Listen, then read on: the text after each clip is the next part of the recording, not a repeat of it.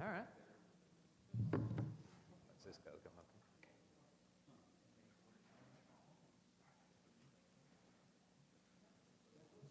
All right, we'll get kicked off. A little bit different format tonight. This is our 5th meeting dealing with the comprehensive plan process. This, basically, y'all remember this came from the moratorium last December. It was the basis for this. So tonight, we'll do a little different, like I said, than we've done before. We're going to do a very quick recap and discussion of the land use districts and our implementation task. And we will open up to public comment if there's anybody that comes. But really tonight, Sean and I are going to do just minimal presentation. We really want your all's input as much as possible. Because the goal, once we kind of hear what we hear tonight, based on the survey stuff we've had before and all that, the public comments, the goal is December 1st to have this thing ready for the Planning Commission for formal adoption. Because by law, I have to do a longer public notice. I had to go ahead and turn that in, so it's already scheduled for December 1st. But yeah, we're really wanting to get your all's input, kind of what we talked about tonight, any other questions you have with that itself. So, like I said, we'll open up public comment at the end if there's anybody that wants to speak. Really, the draft plan, I don't know if y'all have seen this online. Sean did an excellent job putting this together. Has different sections of the plan. It's something we were able to get comments on. Really talks about, kind of gives some background to the city. Talks about the zoning districts. So that's really what we're going to focus on tonight. Land use districts. What we did, we took the plan, we come up with different land use districts. I won't say a lot of them aren't similar to the plan we got now. We have a plan from 2005, similar, but we kind of updated the wording on them. You can see the different districts we have. Some of them are commercial and residential. The takeaways and the implication issues, and we'll go through the implication timeline later, all the zoning ordinance amendments, zoning map amendments we're going to make. Because the plan's great, it's like a comprehensive plan, but to really make it work to where it impacts property, we had to do zoning ordinances and zoning map amendments. So that's for your reading if you see anything, but I mean, it's kind of self-explanatory, the different zone districts.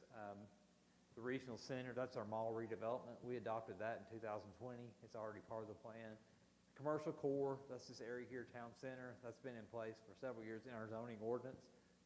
Commercial corridor, that's going to be your sections of Dickerson Road, Long Haul Pike, Springfield Highway, Louisville Highway, where there's commercial frontage.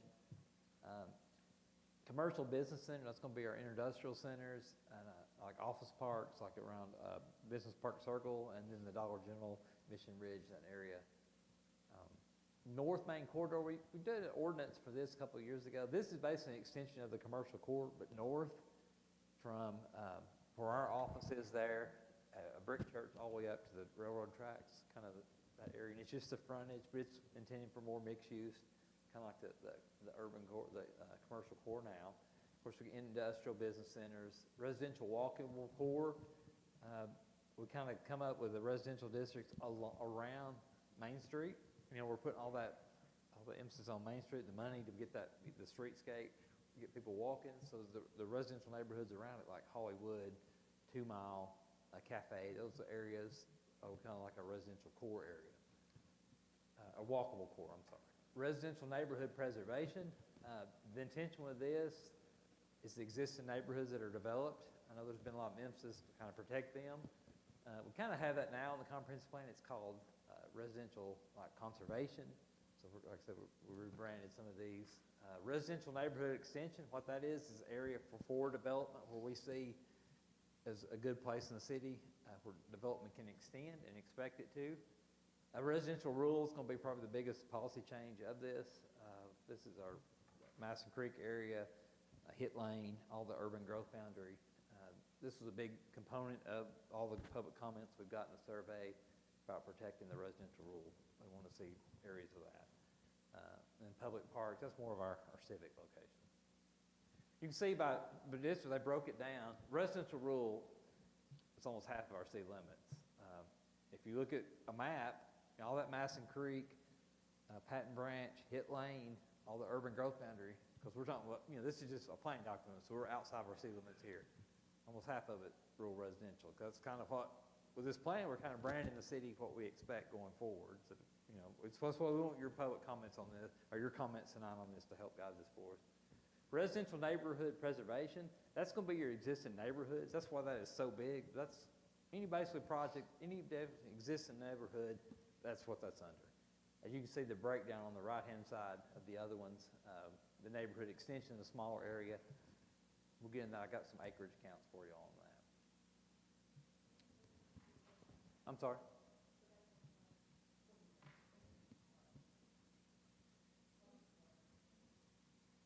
This is a little bit more of that. I kind of explained them all, kind of help you tie them in together, what they're intended for. One thing, the walkable core, it's a little different, is that it's also an area where we're kind of proposing the city look at doing infrastructure projects to install sidewalks in those areas to link it with the main street. You know, like the rural residential, there's not a lot the cities having to do with it, but the neighborhood, the walkable core is one we're saying part of that is to promote walkability and connect those existing neighborhoods. So these are different residential districts we're talking about. Commercial, of course, we went through all these highlighted. John, you want to do just a quick synopsis of this? Then we'll get into the districts.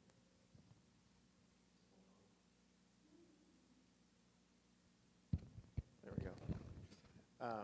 So I think some of you saw the full review of the second survey that we did online to gather some additional feedback from folks. It wasn't as, the participation wasn't as high as the first turnaround. There was a little bit more work that had to, more review that you had to do of the plan in order to answer some of the questions, but I think that we still got some good feedback on this one.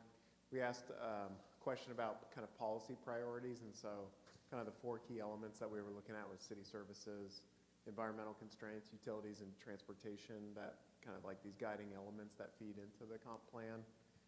Asking folks, you know, kind of had statements on there about, you know, expanding some of the park services or, you know, maintaining some of the existing transportation assets while also modernizing certain corridors and also modernizing our traffic signal equipment and things like that. You know, utilities really focusing on, you know, maintaining our existing sewer, stormwater, but also opportunities to modernize and then, you know, potentially expand at developers' expense. And so those policy statements, I think there was strong support. Most that took it either agreed or strongly agreed with those statements. We also asked folks about the land use districts in kind of like 2 different phases. One is, you know, do you agree with this land use district, the ones that Adam just reviewed? And generally, strong support, support or strong support for those. Kind of it's ranked from those with that of most agreement. So like the neighborhood preservation, I think, you know, everybody was in alignment on that one. But as you kind of went down, then there's seemed to be a little bit more, you know, either like do not support or a little not sure about certain districts. And so I guess as you get down further here is when you see a little bit more, you know, opposition to some of those. And so as we get into the North Main corridor, the commercial retail service center, the industrial service, I think industry is hard for people to rally around, even though it's kind of vital to the economy of the city. And then the residential neighborhood extension, where there was, you know, a lot that did not support, which is kind of like the future residential growth areas. The extension, that would be like future area, kind of vacant land, future areas for residential growth. Where we see the potential for it. Right. Yeah, you see, they want, really like the preservation, like the rule, don't really want the extension. That was kind of majority of the comments, so. Yeah, there's still, I would say like, yeah. Yeah, for all of these, there was more support than not support, but where that you started to see more do not support. When we talk about the percentages, I know you have to know this, but I'm part of it. As far as the actual numbers of participants. Yeah, this one we only had about 50 respondents. Okay. Whereas the first one we had 900. Okay. So is a significant drop off. And, you know, I will say that from the kind of the demographics of who took the survey, we asked a couple of questions, and we had that information, but it was largely people that had been here for over 20 years, residents for over 20 years, over 60 years old, and then heavily towards like the eastern portion of the city. So, is this the 900 people or is this the 50? No, this is the 50 people, the 50 people. Can we get the 900? Well, the 900 was a different survey, which was used to inform a lot of the different, districts and the different priorities and policies that we came up with. Like I said, kind of the first survey, I think the participation was higher because it allowed a lot more, like, give us your gut feeling on like what you like about Goodlettsville, what you don't like, what are your priorities. This was more, It was more directed to the questions because we already had, Yeah. we had the districts we You came up could with. put them side by side and they'd be the same kind of question. It was a lot of the, I mean, it's not just, they weren't unsimilar. I mean, they're yeah, very similar surveys. I would just say less that this development, more. this is like the 200 level content, right? If you want to get involved in planning and growth and development. So the second phase that we looked at on the land use districts was, okay, so, you agree with this district, but then also, is this the right size? Because, as Adam showed earlier, right, like some of these districts take up a lot more of the land area within the city. And so this one was, is it the right size? Should it be smaller? Should it be larger? And this one I think was interesting where, still we see a lot of agreement that it looks about right. It's about the right size for the district. But as you go down to the bottom right, there's, it should be smaller for the residential neighborhood extension. On the contrast, the residential walkable core, we actually got a number of folks asking, it should be larger. And then residential neighborhood preservation, also some interest in that being larger. And then public parcels and parks, look for that to be larger too. And we can discuss kind of the feasibility of that. Some of these I think are less practical than others. Residential rural, another one that there was a push for that being larger, but still kind of going back to the majority thought it looked about right. We also asked about implementation priorities. Obviously some of these districts call for accompanying changes and some of them being, capital investments. And so we kind of asked about support for the following priorities, kind of one being implementation of traffic flow improvements to address some of the traffic congestion issues. Strong support for that. Also strong support for upgrades and investment in repairs and upgrades to city facilities, stormwater maintenance projects, quite a bit of support for the expanding beautification efforts within the city, and then dropped off a little bit for extending sewer service to underserved areas or unserved areas, and then a little bit of opposition as we got down to pursue grant funding for alternative transportation projects like sidewalks and greenways and bike paths, that sort of thing. Bike lanes, yeah. How many unserved sewer services are there? You said sewer? Probably what, 40% of our city land area. As far as custom people, Masson Creek, Patton Branch, I mean, there was probably several hundred homes there. Hit Lane, several hundred. So But small majority. of the area of the city, it's a good percentage because you look at Patton Branch and Masson Creek, north of the school. I mean, all that. But as far as residents, yeah, I would say, because they're so rural in nature out there, you just don't have as many people out there. I don't know the exact number. I would think probably 20% of our residents probably don't have sewer. Just a guess based on.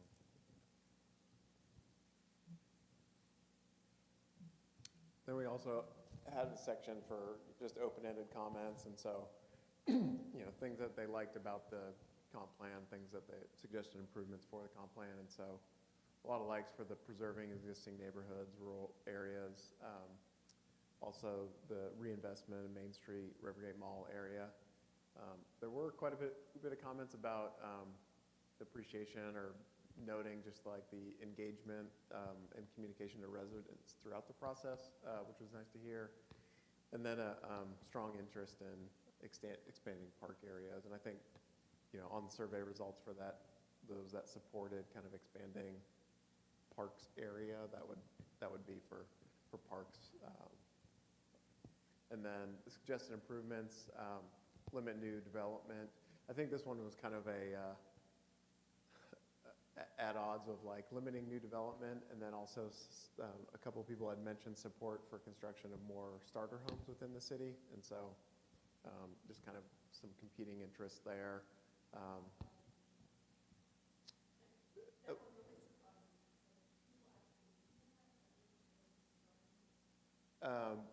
Yeah.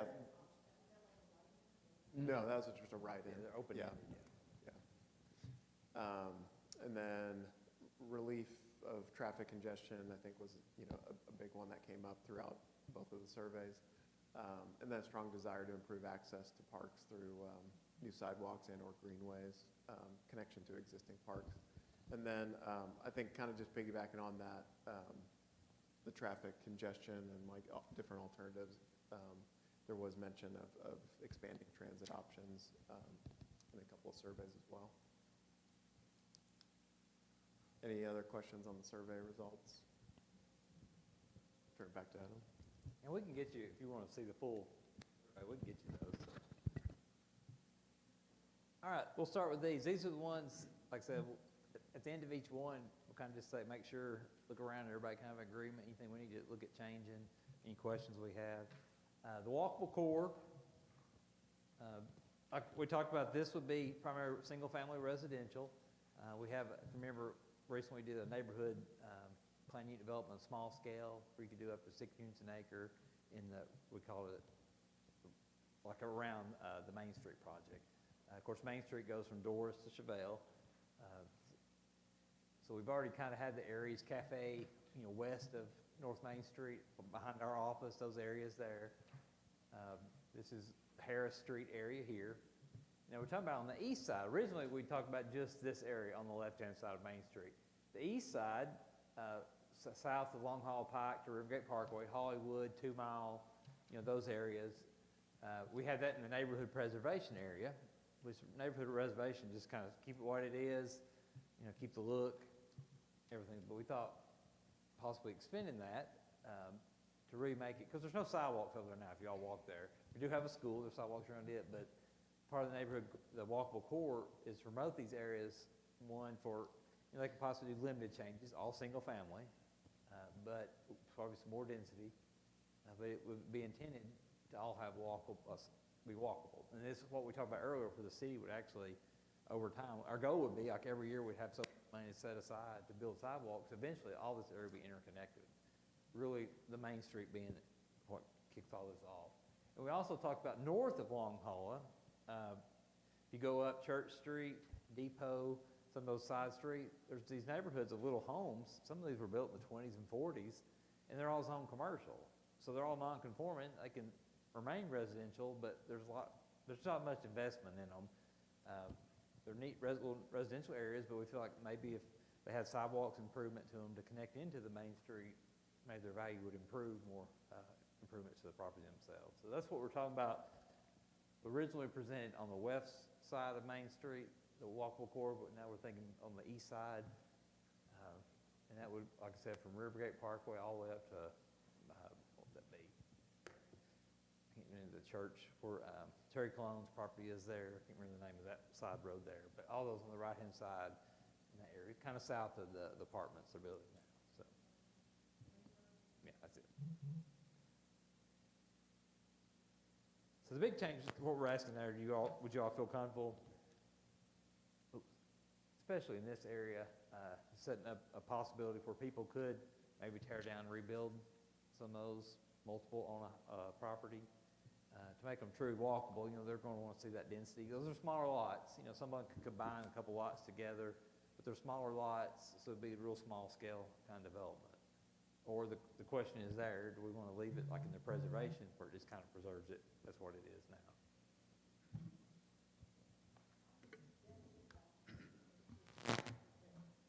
Yeah, I like the walkability expansion there, but I don't know that folks will be too happy having multiple homes on a single lot in that sort of neighborhood, especially it is so historic and very charming. But I love the walkability of it because it will be so close to the school. Yeah, into Main Street. Sorry, does expansion there,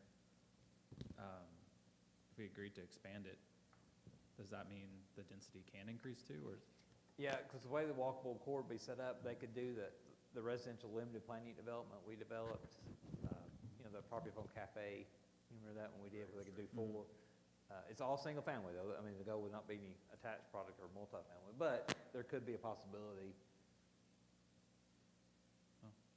I guess on just on one hand, I guess I'd rather have walkability. I don't love the additional density there, Okay. but I think if I had to pick one, I'd opt for the walkability, and if that came with possible more density later on, I could probably be okay with that. I think the folks would rather have walkability too.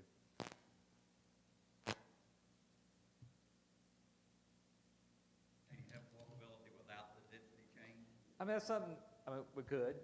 The goal is part of this plan, when we go forward, and our goal would be to submit projects every year for sidewalk park. Yeah, so you could put sidewalks in regardless of the density there, or if they just want to keep it for what it is.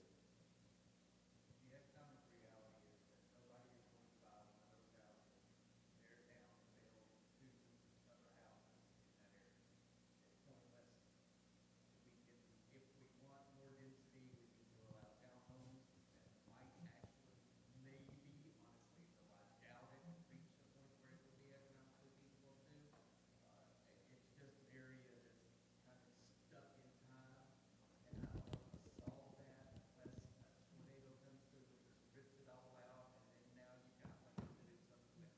But as long as there's a house there, even a cruddy one, nobody can pay for a bunch of houses to tear them down. Like the land value just isn't good enough there. There's nothing around it to walk to justify anybody. We're not Germantown. We're north of the downtown Goodlettsville, which is huge, sweet, but it isn't economically. I'm sorry.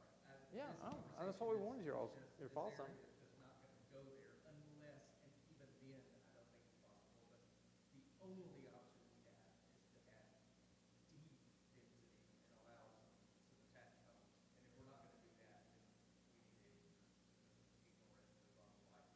That's what Sean and I talk about, you see these areas in Nashville, 4 or 5 stories, you go south, 8th Avenue South, I mean, that's what those areas have turned into, but we don't know if that's what the city, per the comments we've got so far in all this process, I don't feel like there's any support for that outside of the mall area, really.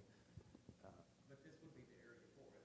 Main Street should be walkable. The Main Street is, yeah, it's just the areas surrounding it, Well, yeah. but yeah, who's gonna go to walk Main Street? People that are living next to it. Right now, there's 7 houses. I mean, it has to have 500 to make it worth doing. And if we're gonna fight density like that, then why bother? Let it sit there. It'll do whatever it's gonna do. Because one component of the preservation we talked about, and this is going to take a lot to do, like if a house is removed or they want to tear it down and rebuild, then it has the similar design of these neighborhoods.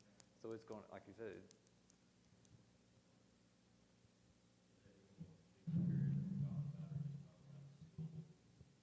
yeah, this area would go just from behind our Main Street area, frontage properties, all the way to the tracks. There is some commercial down on the lower end of it, but yeah, we're just looking, and of course on the upper end too, along Holland, and then those little section of homes. When you're talking walkability, sidewalks on the, I mean, that's the key, because there's nothing in these areas now. I've never seen other neighborhood in East Nashville have other, pedestrian walkways. Oh yeah, within the roadway itself. They have the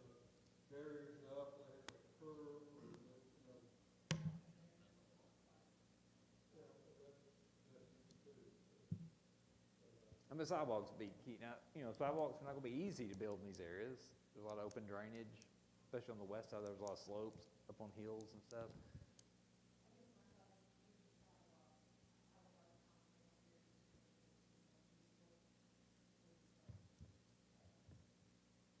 Bang for the buck. I was thinking to do sidewalks in that area too, the front yards are already pretty small. Oh, yeah. You take up probably the, 50% of the Yeah, I mean, sidewalk projects typically, they're better when you do curb and gutter, I mean, honestly, but, I mean, you just gotta make it work. If the goals make it, without rebuilding all that, which I said you could rebuild the roads too, but that becomes such a huge cost. You don't have to do sidewalks on each side, you could do sidewalks on, That would One be, side of just the to start street, one side so- would be helpful, yeah, just to pick which side makes more sense. And just so everyone in the area has, maybe you have to cross the street to get to the Mhm. sidewalk, but then once you're there, you're connected to the rest Mhm. of all of Main Street. I think too, it would bring the community feel back to Goodlettsville. And I think it could, attract families that are looking for that and bring into our community. To the school, the library, as Missy said, to the park that we talked about. But that to me would help drive the economic growth of our Main Street project. Because parking's gonna be limited, but having walkability, the neighbors, they're gonna be the ones eating at the restaurants all the time, going shopping. Maybe, yes, maybe we need to, prioritize where we start the project at. But yeah, one side of the road, put a crosswalk. I mean, we could always, it sounds like, to me, everybody's cool with the walkable core, but maybe not the zoning, the density increases to, I mean, we could work on something like a, Yeah, and I think walkability of like, is still possible, it's just more of a like city-funded versus a developer funded. I would also point out too, just the schools in the proximity, I think would be one of the more key activity generators right now, until, there's maybe some additional retail or commercial development along Main Street. And on that, we'll have that future park there on Rivergate in Maine as well, so that's another attractive element to these neighborhoods. So it'll be park land, we just don't know what it will be. But it will be in the park realm, yeah. Yeah. It could be, yeah. all right, is everybody same kind of agreement on that one, so. This is good, this is exactly what we asked for, is kind of discussion. Commercial corridor,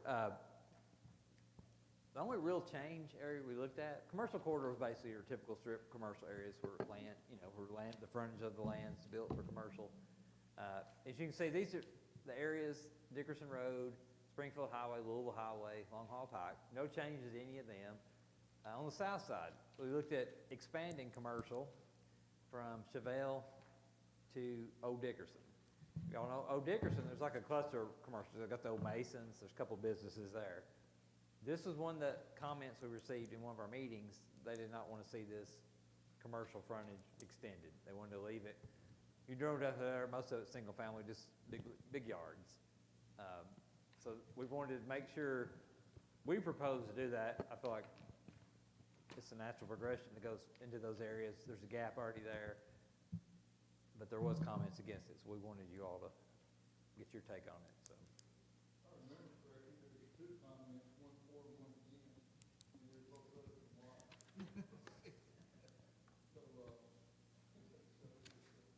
I think one of the comments was on the back of the whole neighborhood preservation idea, like, well, Steve's really talked about this neighborhood preservation, we want to see this, but then we want to do commercial frontage along these areas. So I think that was the basis of the comment. So we just want to make sure, if there's any thoughts on that, so. Is the one that's circled, is that kind of where like Ruby's is in that stretch? The lower one on Dickerson? It's below, It's gonna be below it there, south of it. Right below, okay. From Chevelle down to Old Dickerson. Ruby's Okay. gonna be up there at Rivergate Parkway right there. And it's in the Ruby's area, it's in the commercial court now. So the commercial core stops at Chevelle, so we were just extending this down to where there's commercial. Then there's down commercial on down South Dickerson when you get in the Campbell Road, Dry Creek Road. Yeah, Yeah, it's north of it. the Mason, yeah, Oh, I'm sorry, I That was one. thinking of the one up by Rivergate Parkway, the little, not a, yeah. oh, I Ruby's- see, yeah, there's, It's at the Fair point. lower end of it. It's actually Okay. already zone commercial. okay. So it would be filling that gap between there and Chevelle. I'm just trying to get the visual, yeah, okay, let's see. Right now, like I said, those are, there's a apartment complex, there's the nursing home, the new Project Pine Ridge is there. It's got commercial frontage because it was already zone commercial, but you do have probably 10, 15 lots through that area that are residential, sit way back off the road or steep. The planning board, rezoned a lot of commercial areas to residential after the residential boom happened, and you never saw it until then. And before 2020, nobody ever rezoned commercial land to residential. Suddenly, everybody was begging to, and we did. We got rid of some of our commercial areas. Part of me feels like we may need to bring some back, but I don't know. Where were those located at, Jim? Around Dry Creek, a lot of those townhomes, Okay. that was supposed to be like a regional. Dry Creek Farms, yeah. Area, and we just turned it all into housing. And it was asked for, and we said yes, so we did. We did keep the corner, but yeah, you're right. It's Dry Creek Farms. There was another property on Dickerson Road. The front was left commercial, but we did 75 apartments in the back, a little further down. And then Stonebridge, that's on the north side, so.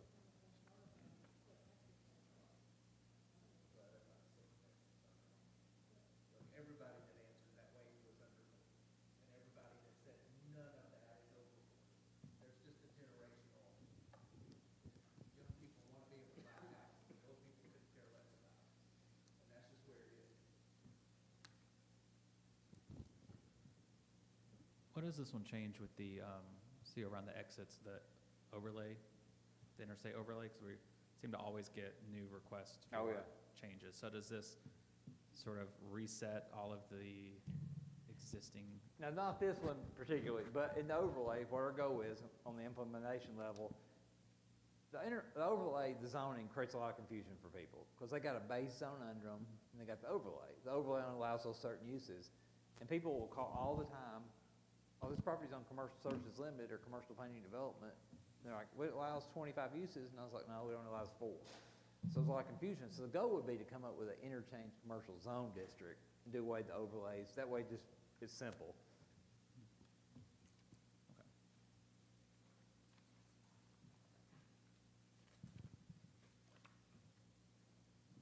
But that's the high as a priority as other stuff.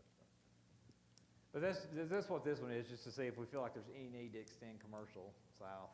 That would. I don't know if there's going to be a lot of requests for this off the top of it, but just planning for long term, because our current plan was in 2005, so we're 20 years into it, so just kind of envision long term if we feel like. Where's that new convenience store is parked, right at Robert Cartwright? Yeah, it's already zoned, it's on the further south. It is, but is everything from there north, is it zone commercial? Do what now? You hit that. Like from there north to Dry Creek? Dry Creek's down here. Yeah, all that area frontage It is. from Dry Creek, of course you got those apartments there. Dry Creek down to Campbell, It all, okay. except for like little frontage parts. I see there was that small part across from the cemetery before you get to that new convenience store. Yeah, so I most, don't even know how developable it is, so. yeah, they're pretty steep. Most of those are frontage commercial. We did rezone one of them. We rezoned the back of it to multifamily. That was recent, wasn't it? Probably about 2 or 3 years ago, 2011. Then one of them we zoned all commercial, because we told them we didn't want to do any more multifamily. And it's closer down to Campbell. Yeah, you look from Campbell, here's Campbell Road, all the way up to Dry Creek, pretty much all frontage commercial through there. What happened with that development? It never, just never built? Or we just trying to get it rezoned? No, I think it's since changed hands. I think that was their goal, but like a lot of things, they just, those are pretty tough properties down there too. They got a lot of slope on them. So now might be a good time to bring up the fact that developing a comprehensive plan, but unless we change the zoning, kind of, there's more to this than just comprehensive plan, and that's what it's gonna be in the future. But if you don't want it to be something, we need to have a discussion about going ahead and making the zoning changes that would apply to that area.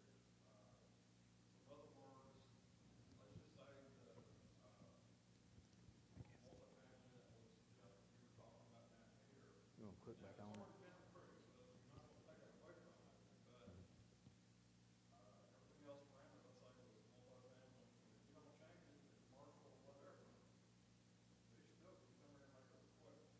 So, I wanna make sure everybody understands, we've got the comp plan, we have the current, zoning, is that correct? Yeah, what Tim's, the big issue, of course, you know, this all started from the moratorium on high density. What he was referring to, of course, we have, this was gonna be at the end, but I'll just move it on up.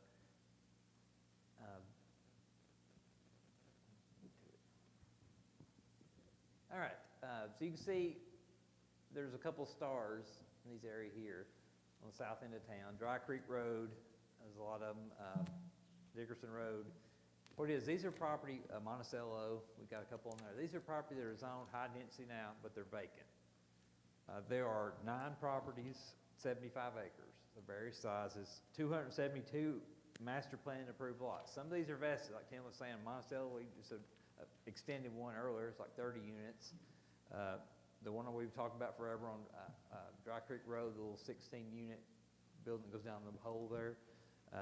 And Dry Creek Farms, what Jeff was talking about earlier, the old master plan from 2002, 2003, included Ivy Hills, the Retreat Apartments, all that area. There's a property on Old Dickerson, 31 acres, that was set aside for 72 units.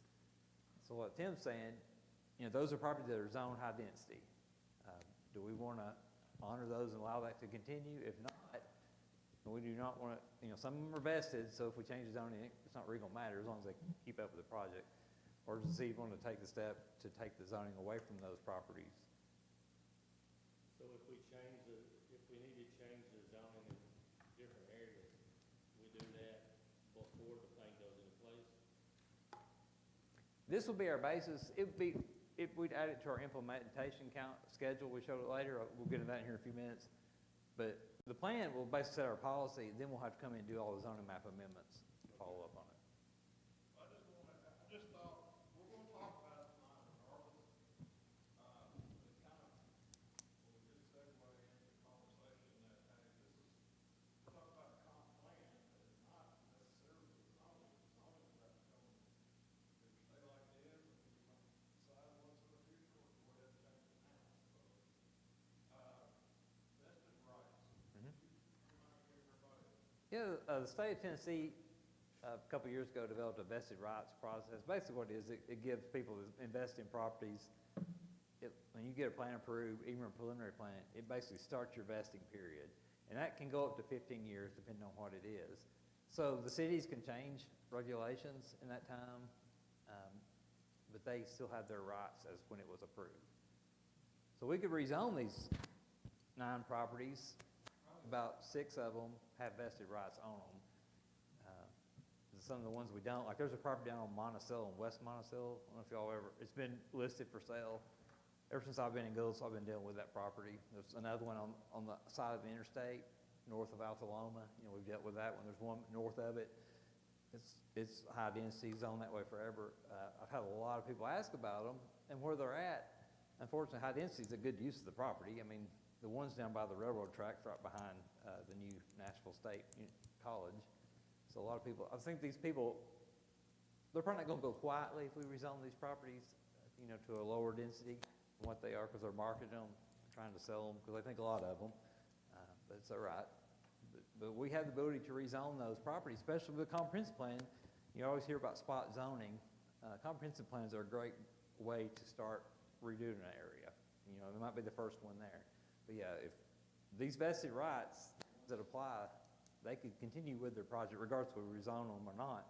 Key issue is if we outlast them and their project fall through and it's years from now, then it would revert to what we're thinking.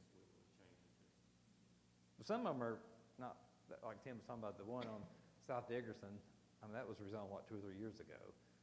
So some of them are pretty recent we've done, but we have that ability to do it. Like I said, there would be 9 properties, 75 acres. So when you talk about that vested, the interest that they have, their vested time, that's state regulated, but the cities can change that? No, The cities cannot change it? we could, if we wanted to give them more time, we could, but we cannot undercut their So minimums. 15 years is. Okay. That's for like a phase development. And the developers have to keep on track. So if they kind of let this sit, that kind of falls apart, their vested rights. Echo Hills, I don't know how many times we've extended approval of that. That's what they're trying to keep going, the vested rights on that one.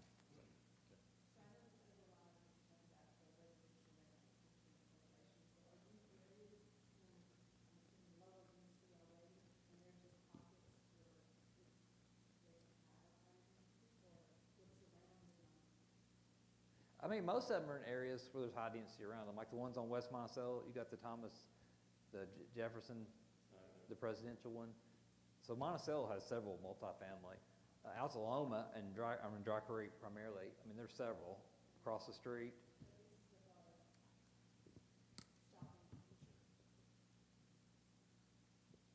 Like Dry Creek Commons, the one you see on top of the hill, the interstate, Vaseline Homes, has been building it for a couple of years. They actually have one south we've approved, Dry Creek Villages. It's another 30-unit attached product, similar to that. It's on the lower side. Of course, that property's 75% floodplain. So they've got plans approved. They're vested because they're wanting to start. That's like the next part. They're waiting to kind of get that one along and start. So they're going to be vested. So even if we rezoned it, if they keep their stuff going. But I mean, these are in areas where the city, when they rezoned them high density, it wasn't a bad decision years ago. But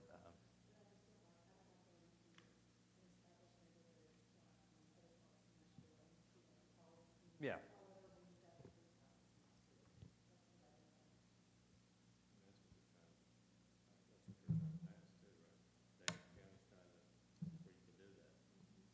On certain districts, they were talking about for a single family, anywhere a single family would be zoned, like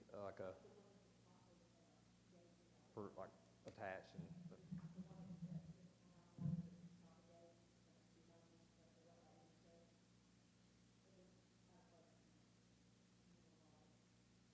Those are on the Davidson County side. Yeah, I know what you're talking about. And then we got that property on the east side of the interstate, behind the wall. We've dealt with those. I probably had 150 calls on those properties. They'll come up for sale once in a while, but there's one that's on high density behind was it Cobblestone? So honestly, I really don't know what a better use back there than high density would be. I don't see it being a single family neighborhood with commercial and Rivergate Meadows, Cobblestone. But we just wanted to talk to you about it because I know the multifamily was one of the reasons we did this comprehensive plan. That was one of the key things. But we do have the ability to rezone, and we're going to cover the residential preservation neighborhood on a different slide, but we just wanted to talk about this as Tim brought it up. How do we feel about these properties? Now, I was sitting here thinking, when we talk about this, the Camel Road, Richard Road, Uncompahgre, I got that, okay, I know where that is now. They're already on something else.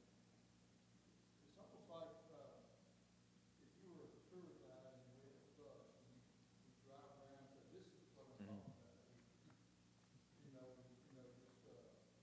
It'd be more of a visual to me as to what, not to drive around Mm-hmm. myself and do that, but I'm trying to think what would help maybe others. Okay. It's not what is best. Oh, we were talking about the commercial corridor, that south part, then Tim brought up the zoning, like the plan, and wanted us to talk about this. We'll go back to the commercial corridor before we go to the next one. But for these areas here, do we feel like we want to continue on? The comprehensive plan, one thing, so these were kind of in areas, since the plans are already in place, the zoning's already in place, more kind of like the preservation kind of set up.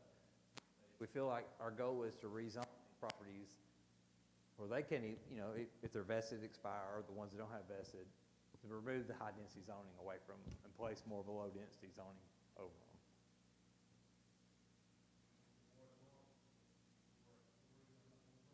No, it's lasts till this, end of this year, so. I guess that's the question Tim and I were talking today, and that's what kind of brought up this conversation. It's a good.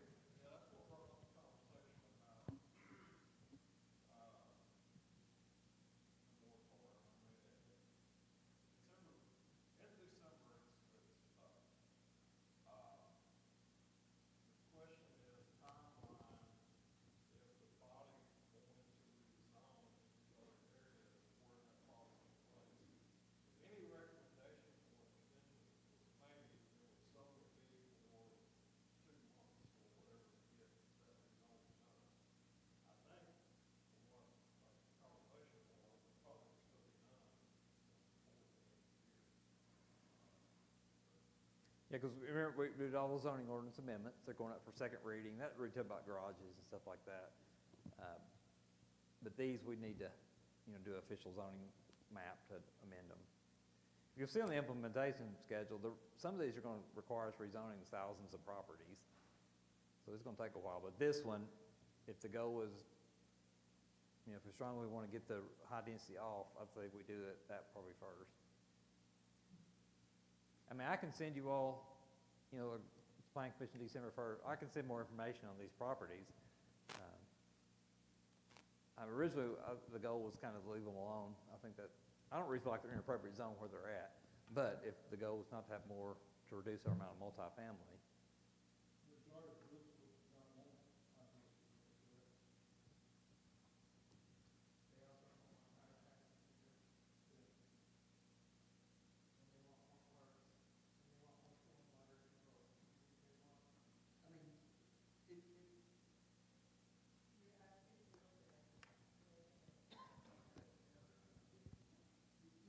Look at this in the back, I mean, these things affect each other.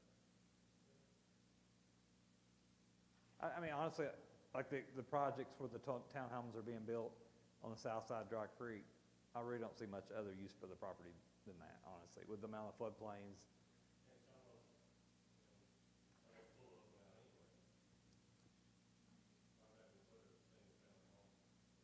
I don't see, honestly, I just don't think that's a good use of the property. The only one's kind of the questions, one on Old Dickerson, the 31 acres by Dry Creek Farms is originally set up part of the Dry Creek Farms Master Plan 02 for 72 condo units. Goes Old Dickerson, it's a long property. You can, it's that one right there, I know it's hard to see that long piece. But it's got single family around it. The rest of them are really, I don't consider those areas primarily single family where they're at, but that one, but the master plan's on that, so.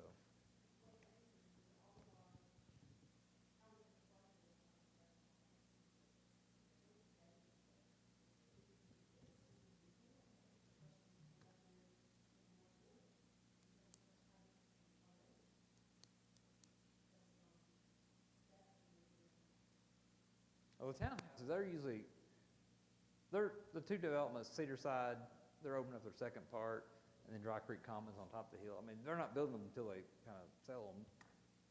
And they both progress pretty quick. Now, the Pine Ridge up on SEMA, you know, across from SEMA, you know, they hadn't even started that one yet, but I know there's a vote coming up on that about the units and stuff. How many units is it? One on Pine Ridge is 117. That's the one with the 1 and 2 story question.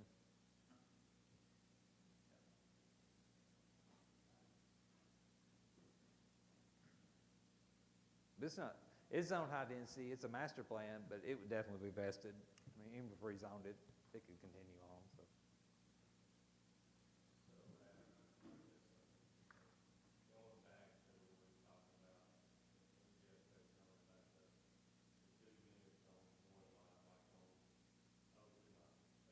Mhm. It's zoned for that now, right? Mm-mm. Is it not? Mm-mm. It's R10 or R15.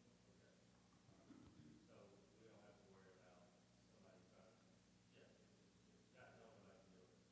I know that's one of the things that people were concerned with, up when they were talking, they were worried about, hey, here's my house, I lived there for 30 years, 20, whatever, and then this house burned down, and George can, an investor goes there and buys it up, like, try to squeeze in. Mhm. Or try to, put a, I know we have our height, restrictions also. Mhm. Yeah, one of the area on 2 Mile, R15, a couple of those lots are big enough to allow duplexes, but we're taking our duplexes out of the R15. So it's set to be voted on, it's not complete yet. So are there any places that someone could build what we think of as like a tall and skinny, like a 3-story side by side? Is that even a possibility anywhere? In that new zone district, we did that limited planning development, but it's limited to 2-story. And we allow up to 35 feet as a kind of consistent height, but the tricky thing about like the duplex, and like in the R15, of course, we're doing away with it. They can do them, but they gotta have like so much property for it. And then the R15 lots are wide, so.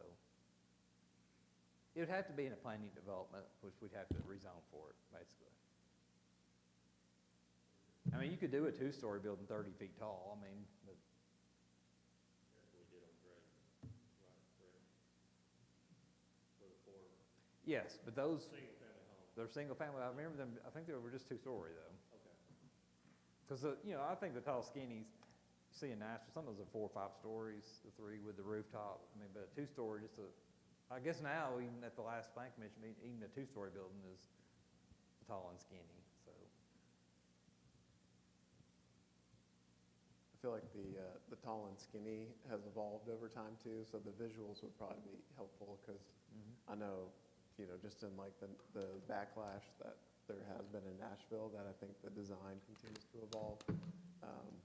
I know that in South Nashville that I've seen, two buildings on like a half-acre lot replace a demolished single family, and each of those are selling for $1 million a piece, and so they're a little bit different than the prior like tall and skinny concept, and probably not as high and as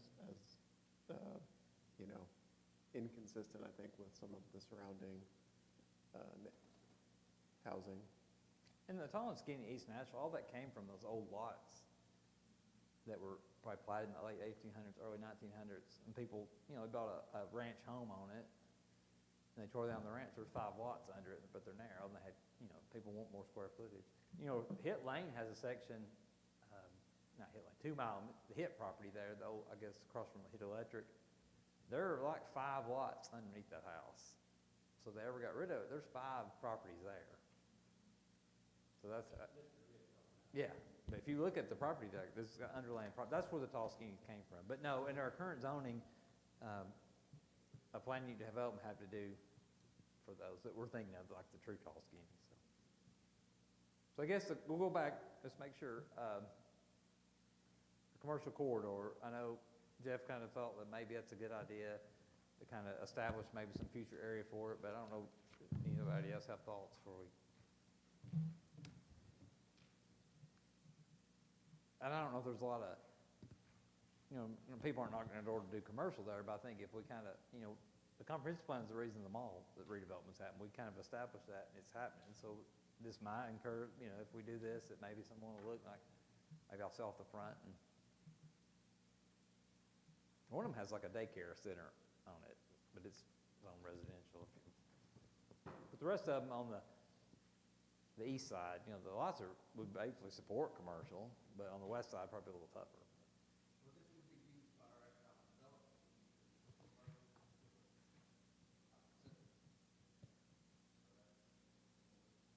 Create more commercial area that gives them more opportunity to promote that.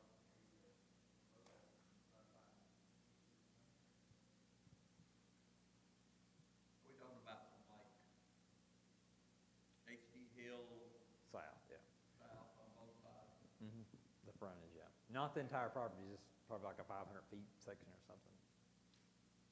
Some of those properties are 2,500 feet deep probably.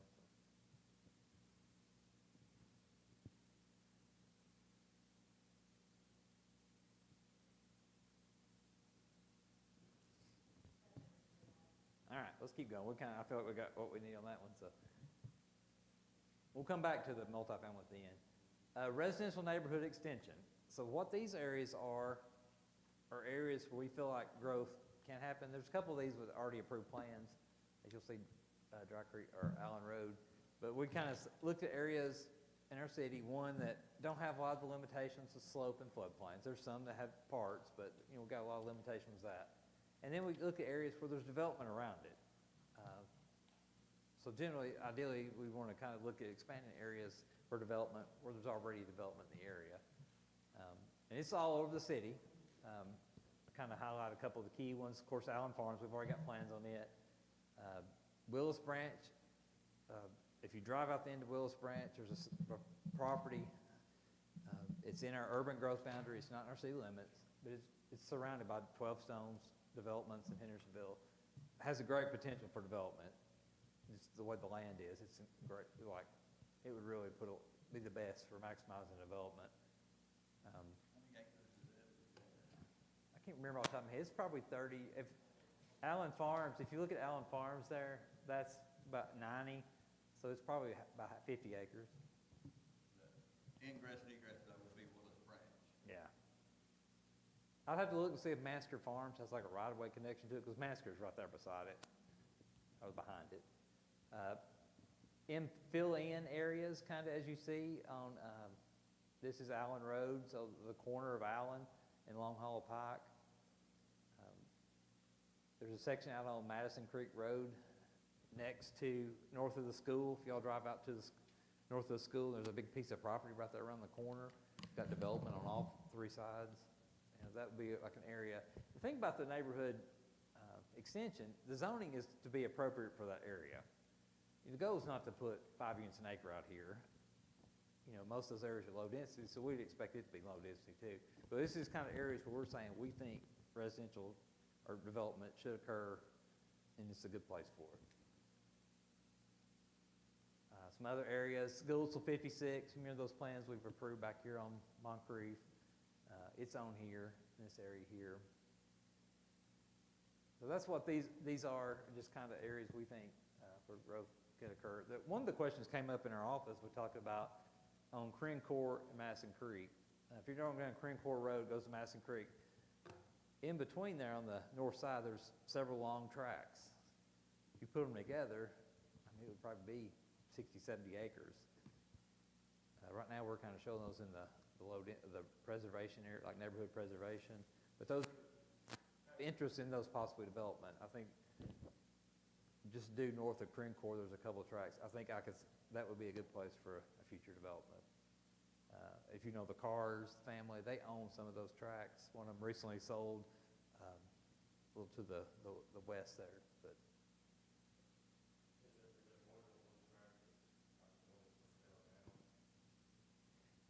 not for sale, but it could be a couple of tracks put together. Mm-hmm. Mm-hmm. Just north of Crane Court, yeah. Right, so does that property go up Crane Court, or is it still on It goes all the way to Madison Creek. It runs parallel behind those lots on Crane Court all the way to Madison Creek. And there's about 3 of them in a row that are similar. I guess really on this is just how do you all feel if we set aside areas that we intend for future development? Like I said, the goal is that the zoning be appropriate for the area. And if people come in, I was like, if you try to do something higher density what's around you, you're going to waste your time. But I think it's good, part of this plan is to find areas where we want to see growth happen. Because a lot of this plan is about preservation, rural. It's basically showing where we don't want growth to go. I think it's important to have some areas established where we feel this would have a good chance. Not saying that I don't think we zone these properties up right now, but it's just that we define an area for future development. So if we did define that for future development, would it go along the lines, so would that be for residential rural, instead of 40,000 R4? These would probably be more like your low-density plan unit developments, your R15s, because that's kind of what's around them. Masson Creek, Masson Creek would be a little interesting. I mean, it's not that big of a property, but it's one of the few ones of that size. Wind Ridge on the one side, which we know low-density plan unit development. You got bigger lots, probably half-acre to three-quarters acre across from it, and there's some just north of it, probably in the half-acre range. So I would assume that'd be kind of the general idea for the density there. It's one of the few properties, a lot of these properties, the few we got don't have floodplains on them. Because across Masson Creek, Patton Branch, most of those all have floodplains on portions of them. The Willis Branch property was 59 acres,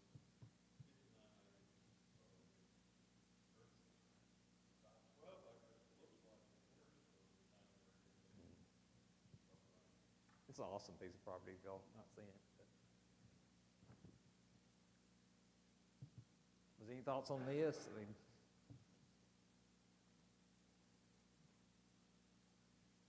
because in the comprehensive plan comments, we had people talking about reducing these, really to find less development. That was one of the recurring comments we got.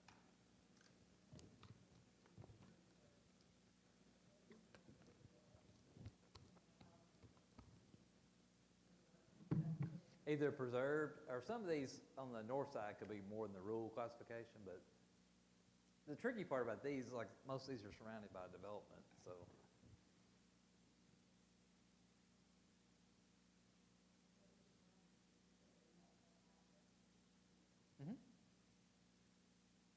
I feel like these are like actually developable properties for us. Allen Farms, who knows about that one, but if it will ever see it developerized. We've had plans that keep changing them. There's just going to be so much slope on it. It's the cost to do that. So.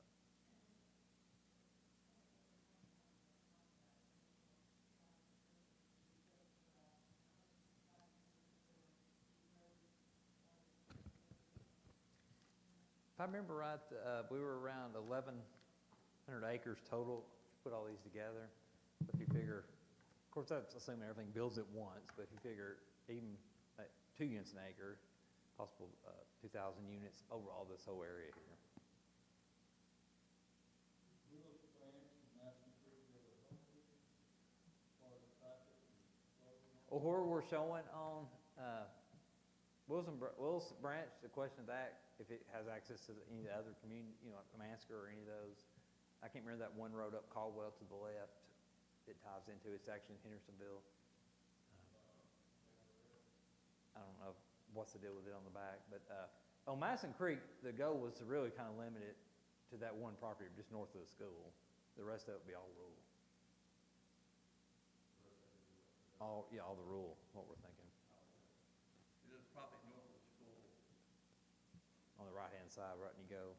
and to the S-curve, the big flat next to the donkey farm. Yeah, the donkey guy, yeah. Not yet, but yeah, that's where the donkeys will be, the 2 donkeys. Is that the same property that's been looked at in the past, that's been, it was showing interest or somebody did? There was one, I've never talked to anybody about that. There was one on out Masson Creek, it's 120 acres. Okay, I've heard of it. And we had a lot of people talking about that, and they talked to White House Utility and our sewer department. The cost to run water and sewer out there was, and a lot of them just said, no, there's no way. Not unless they could get 3 units an acre, and I was like, well, that's not gonna happen out on Masson Creek Road that far. It's about halfway up, so. I think people have made inquiries about it, but I don't think it's ever gotten past inquiry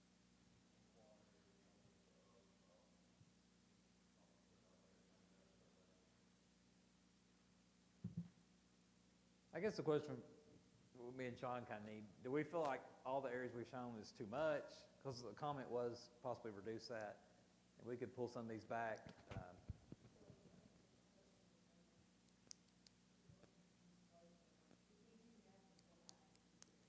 They're going to either be in the residential preservation.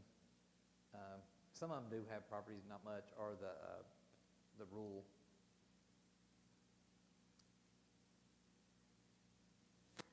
And the preservation, we'll see that in the next slide, it's really, say it is a vacant property next to an existing development, but they're only going to be able to develop very limited, so.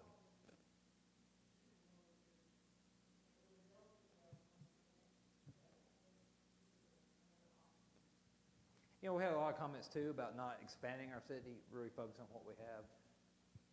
Yeah, I think the way to think about this would be for developers, like they're gonna use the comp plan as a guide for what the community desires, and they're gonna try and work within that. So this is kind of you giving them trying to push them in the right direction of like, this is our ideal scenarios. For instance, when I did my rotation through Springfield, they identified a parcels through their comp plan for the Vesper Village development, the 500-acre development that then came and like in their sales pitch basically said, you identified in your comp plan that this is what you wanted in this area. We're providing that. And so I think that's ideally how it can work out. Not always, but one way to think about it. Yeah, an option on this would be to dissolve this whole district and just keep them more, you know, we have to rework the preservation districts to kind of explain that even on vacant property, we need to preserve the existing density of the area. It was really more to define, I feel like this plan is doing so much to say we don't want to see growth.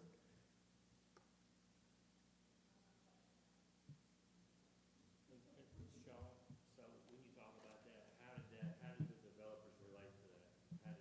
Was that good for them? Was it any pros or cons? For the Springfield example, Yes. I mean, I think that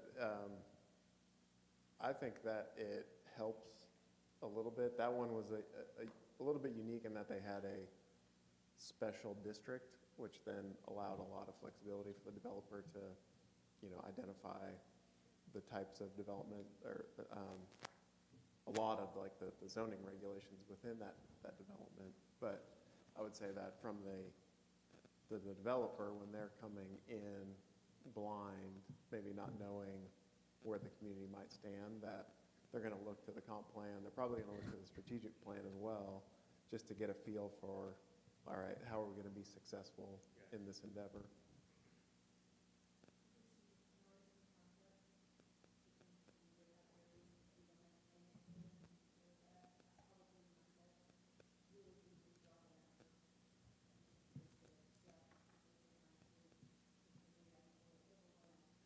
Okay.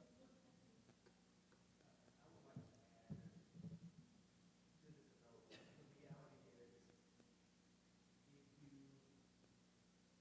we can turn everything into rural preservation. We can do that. If we do that, our city is going to start hurting. There are cities that try to do similar things, and their names Millers that want to do it. And I don't want our city to do that. But there are areas that rural preservation makes sense. And the reality is, if we want to actively preserve an area, we need to give the developers another spot to do it. And this kind of says, look, we want to save this over here. This matters, this deserves to be preserved. Go build something over here. But if we give them nowhere to go, that's not going to be beneficial for our city. So I think we need to actually, and honestly, I'm kind of leaning on these guys, they probably have already basically done this work. Determine really where those good spots are. Let those exist. Let the developers come in and you know, and as long as we have capacity, and I don't think Springfield did. Springfield put a gargantuan amount of money into their water and sewer capacities and their transportation sector, and they've got plans. So that 500 acres was already, the infrastructure was kind of there. And I honestly can't answer those questions for a lot of this.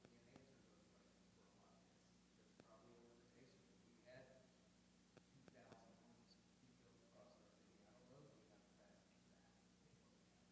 But at least it gives a developer an opportunity to look at this overall map and choose the areas that do have capacity and to help our city grow, which it needs to do. I mean, we could either, like, kind of taking on that, if you don't feel comfortable with this district in the residential preservation, we could define, there's vacant properties, we can look at appropriate density for the area as development. Just have if you don't feel comfortable spelling these properties out, we just say, under the preservation, you know, goals to preserve what the neighborhood feel like, but on properties that are vacant, I mean, it's not really fair to expect them to be nothing, but maybe their density would be appropriate for for that area. It's another way to say that, but not really kind of spelled out, if you're feeling comfortable spelling it out, so. I think for me, if I'm understanding right, these are just areas we're identifying in the plan, our long-term plan for low and medium density in the Most- yeah. future on larger acreage properties, which I hear all the time. It's like we want larger lots. And it's not like we have developers knocking on the door to start building on any of these day one. This is just the long-term guide, and they could not be developed for a decade, 2 decades. It's really what Jeff said, it's the counter, as you see on the next slide, the residential rule is saying so much, or so much of it, just acre plus lots, which without sewer, it's probably not gonna even develop, but, so we have so much of that set aside. But if you don't feel comfortable understanding, there's ways we could word it in the preservation to, we got what we need on that one. You want to dive into that one? Huh? You want me to I zoom in think on we that? got what we need on that one. Okay. I think maybe a wording in the preservation part might be better. All right, this is the biggest part, the residential rule, and this includes part of our urban growth boundary. All this area here is in our Sumner County urban growth boundary. This is the Patton Branch, Madison Creek Loop. Hit Lane, if y'all go out Hit Lane, there's some sections of Hit Lane that are zoned agriculture right now. You know, a lot of them are steep, so there's a reason there's limited development there. Trying to remember what that is. Oh, that's part of Copper Creek, south of Copper Creek there, some rural areas. Rule, right now, the goal with rule would be 1 acre lot development minimum. A goal would also do a planned unit development where someone could come in with a project where the overall density is not more than an acre, but kind of like what the proposal is out there in Long Hollow. They do open space, do the smaller lots. Because some areas development, they really don't need a lot on every bit of it. You know, we got creeks, you know, those areas are better in floodplain areas, stuff like that, are better in open space versus someone's private lot. And now with our water quantity and quality designs, I mean, that's where those are gonna go in the open space. So I think that's just kind of the reality of future developments out there. But the goal with these areas would be limited density, 1 acre development if any development occurs. Like I said, these are areas that don't have sewer. Currently, 1 acre, I don't know if it's gonna justify anybody expanding sewer to get to 1 acre. So it's really gonna limit the septic kind of field line development. The goal long-term would be take our agricultural zone district and our R40, redo all them, because we really don't have that many ag. The properties we have are just kind of disjointed. Really, I think the better way to do it, we just rezone all those properties to a residential rule to find the density on it. I'd still keep where they could do the horses and cattle on certain acres. Once they get over, I think, 5 acres, I'd leave that in there like it is. But this is a big proportion of our future city limits and our city limits and our future growth area. So, if we keep it in the 40,000 square foot, right? Just, yeah, right under it, yeah. Well, I'll just say, so I've got to do some homework on with some different developers that are all over here in Nashville, out of state. And all of them kind of talk about, and I don't sound like in favor of the developers, do everything to bring the developers here, but the formulas or whatever they go by, those lots are too big for them to be interested. And I'll be the first one to say, I'm all for bigger lots. I think it's great. But back to what Jeff and I had conversations about at the last planning and zoning meeting, it's kind of limited. It's kind of limiting the success of our city as far as resources, tax base. I just say that this, I guess throw it out there, everybody else, do we feel like, or does anyone else feel like it's kind of affecting our leg out fund, so to speak? Or the word to hurt somebody easily, we just won't grow no more. That's what, I mean, that's what it's saying. It's consistent with Sumner County's zoning out there. You know, they do in the urban growth boundaries, outside city limits, they do the 1 acre. And that's what, We talked about even doing bigger, but I started thinking about it, we can't really be bigger densities than the county, nobody ever annexed anything. Sumner County went to 4. And that's outside of the urban growth boundaries. The urban growth boundaries are just selected around the city limits. Because it's like the long haul property, it's zone, residential rural, like RA, I think, and it's like acre lot. But that's assuming you get septic on an acre, which most of our soils, I don't know if I've ever, it'd be extremely hard to get. Like I said, it is a big portion of the city, it's 5,600 acres. It's a lot of area, but yeah, that area out there, you kind of, I don't say there wouldn't be a lot of change to it, because there's always gonna be something, it's just always the way it is. There's gonna be people who build something eventually, but you're not gonna see that turnover to a big development area. Going up the ridge, you're not gonna see a lot that's some steep properties going up there. But it will kind of keep what's there now. You can see limited subdivision ability, but it's all gonna be septic based. The 5,600 acres, where is that exactly? All that, the green area. And where is that exactly? There's several places. There's a little section on Hit Lane, big chunk of that. And then all the Madison Creek, Long Hollow Pike, Allen Road, all this are urban growth boundary. All the way up to Center Point Road on both sides of Long Hollow Pike. And they're owned, all that acres is owned by local people? Oh, yeah, yeah. There's some big tract. I mean, you see it, but yeah, it's still broken up. So, I mean, this is totally a hypothetical question, so anybody watching, please understand that.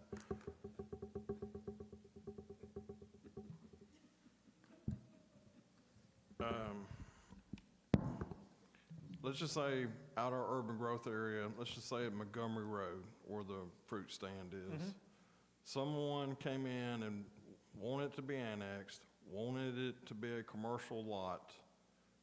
According to this, they could not do that. There is one exception to that. When we Okay. did the urban growth boundary expansion with Sumner County, we defined there could be a small section of commercial in those areas, where the Jamboree is. And we don't have this plan on it, but we have one, the commercial, the activity areas, we call it, like Publix is. There are small little destinations out there. Okay. But that was based on what we submitted Sumner County originally. So that's because it's existing, is that why? I don't think they're actually zoned commercial, but they got commercial business on them. Some of those are older. Well, I was just looking at someone, let's just say at that intersection, and want to put in, once again, hypothetically, a Thornton's or some other market or, some other business.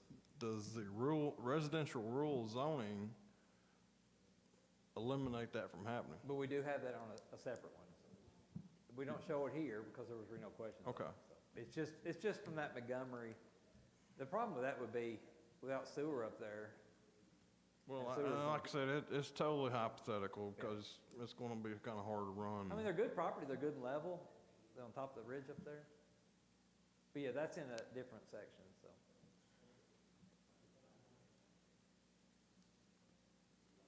I'm not opposed to this right now. I think it's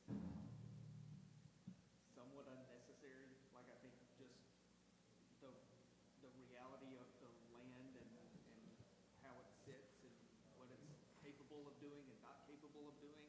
I don't think we even have to say this. I think it's just by nature going to be this.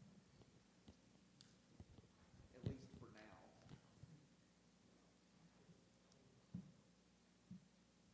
I mean, it's based on comments we heard, all throughout the process here. What we've heard and discussing projects in that area. The area next to Winridge, is that in this? Yes. We started putting this together. I mean, remember, first year we started this, that was turned down, so we assumed that wasn't gonna happen. So we just went on with the rule, Are they 'cause bringing that to the agenda to the next? the city commission they are. Yeah. Mhm. So, Yeah, you can see Winridge. That's it right there. so Adam, I know if somebody wanted to go out past somewhere in there and they wanted it to be something that would equate to 25,000 square foot lot, we'd have to come back and change the comprehensive plan, correct? Yeah, that's Okay. correct. I mean, my goal is to have a two-part in the rule and do that that plan unit development. They could do a development with the smaller lots, but overall density would still be an acre. So they could do maybe a 20,000 square foot lot, but they still can't go over an acre. So it's gonna be very small scale.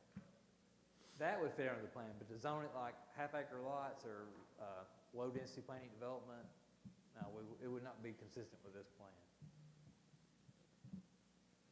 Right now, if you look at the 05 plan, y'all have seen it probably before, there's a big bright red area, all this Madison Creek, or urban growth boundary, at the time, we didn't go all the way out. It's all single-family development, up to 3 units an acre. That's what it's intended from the current plan. So this is a dramatic, like I said, this is the major change. 5,700, 600 acres. I mean, Little gray spot down right there, where is that? that is Copper Creek there.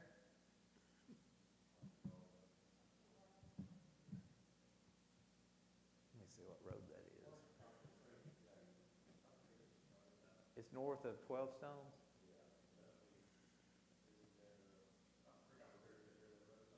That's Copper Creek along with. I know it's hard to see without all the roads and. Right there, yeah. And it's already zoned low density. So you're saying that the comprehensive plan that we have in place now, how many units per acre? It says low density is 1 in the 2 range, but medium low don't start till 3. So basically up to 3 units an acre. And that's what the Windridge, property next to Windridge, that's what the developer originally saw.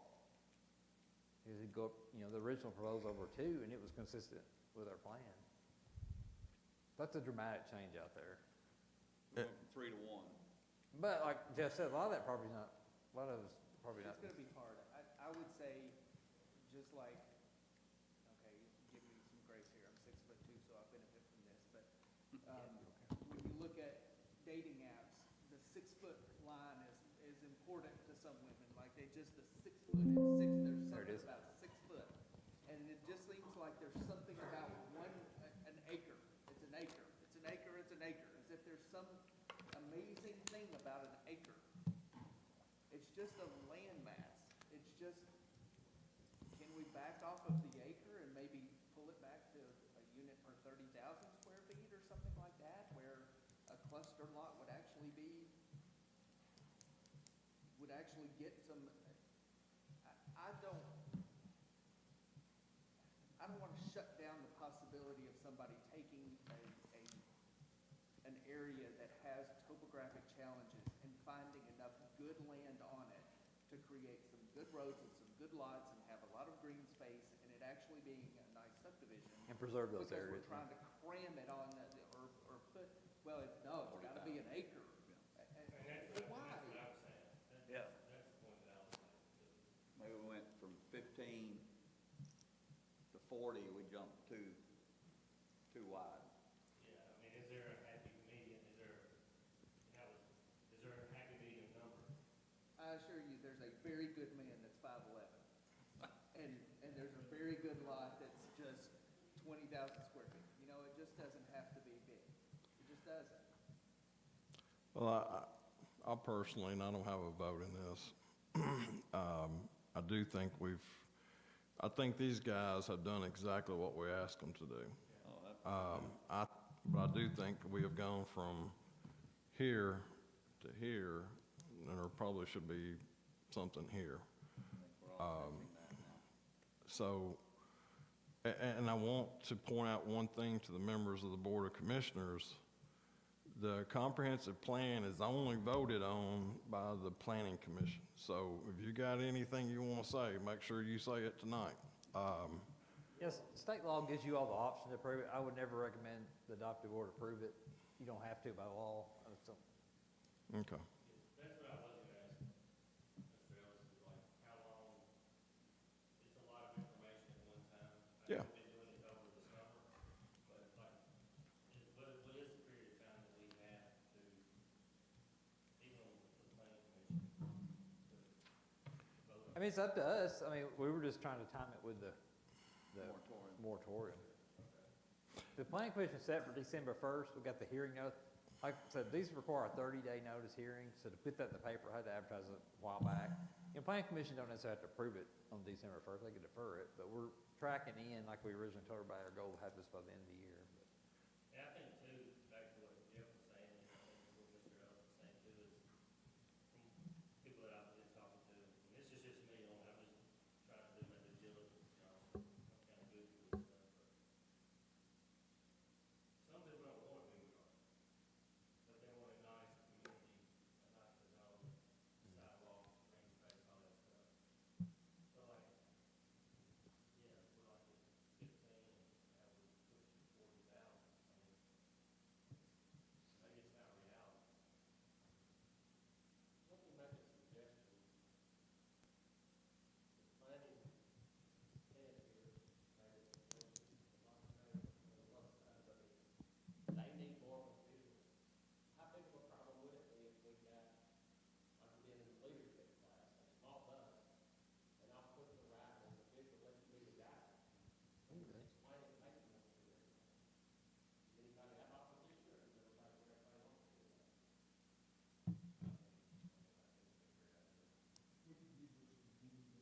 yeah, we probably had to get both of them. Probably have to just run a. That'd be the best way. Get somebody to drive us. You don't want me driving, so. Yeah, we could, We would, this will be the first, and I know we've done the tour stuff before, but, we'd have to advertise it as a public meeting. I had to get back with you. And It's a good idea, I though. really don't know the answer, I'm open to it. If- yeah. If it was continuing education.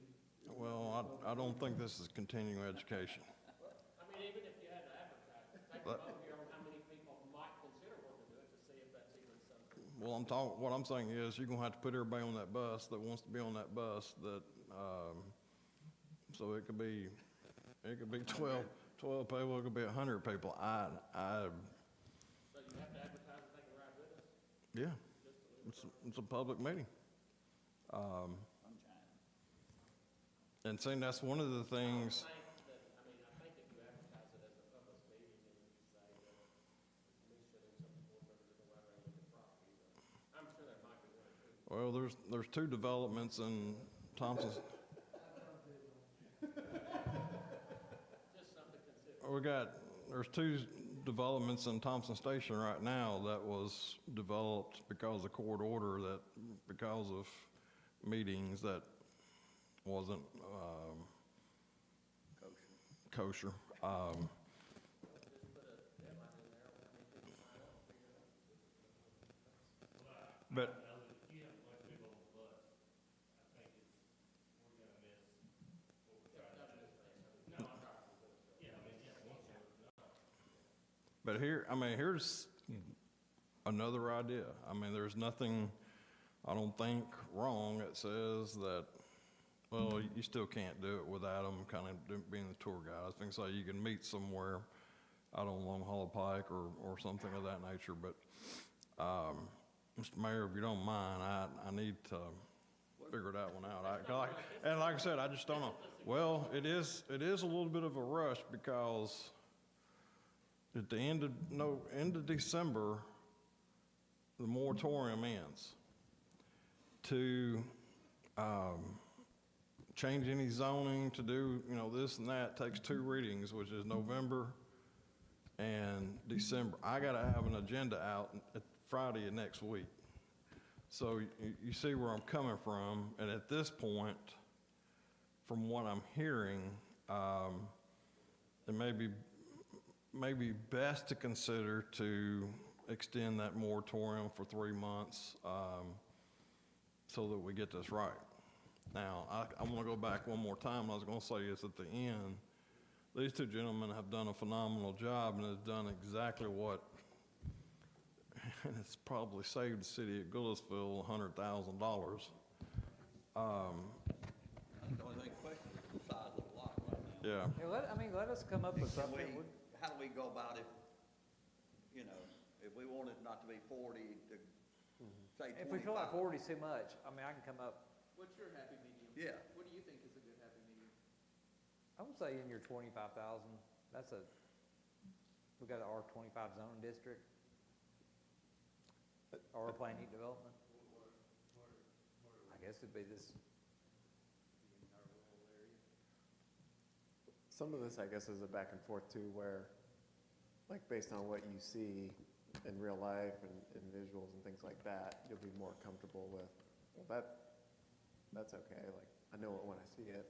You know, I think one thing that's also doable is kind of like in the meantime, like a virtual tour, because one thing that we put together on this was just the active developments within Goodlettsville. And so, you know, like once you click on this, you can actually get kind of some visuals of where that's located. You know, we can easily put something together too of, you know, you want to see different developments within Sumner County and their density levels, or Nashville. You know, we can at least put some examples together to give you a spectrum at least of what that looks like.